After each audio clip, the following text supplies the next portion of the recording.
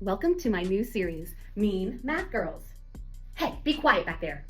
This is where I'll be taking the math problems from the movie Mean Girls and working them out. I told you to sit down. Let's get started. Here is the first question. Twice the larger of two numbers is 3 more than 5 times the smaller, and the sum of 4 times the larger and 3 times the smaller is 71. What are... Let's start from the beginning. First, we have to identify what we're looking for. We have two unknowns. Let's call x the larger number and y the smaller number. Now that we have two unknowns, we need two equations.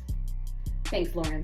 Okay, twice the larger of two numbers is 3 more than 5 times the smaller. Let's break it down. Twice the larger of two numbers, x is our larger number, is 3 more than, so 3 plus more than 5 times the smaller number. 5 times the smaller number. There's our first equation. Let's continue.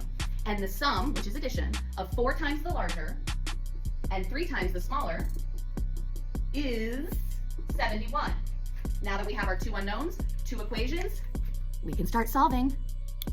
All right, there are a few ways to solve system of equations. There's substitution, addition, elimination, and graphing. No one chooses graphing.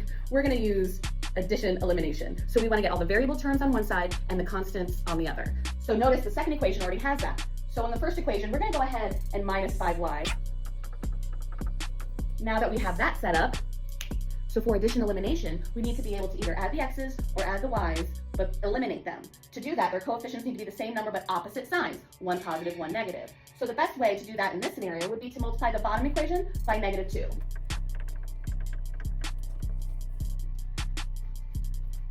All right, let's add and eliminate. So the x's cancel, we add the y's, add our constants. We want to isolate the y, so we divide by 13, and y equals 5. That's our smaller value. Let's keep going. Now that we have one variable, we can plug it into any equation to solve for the other variable.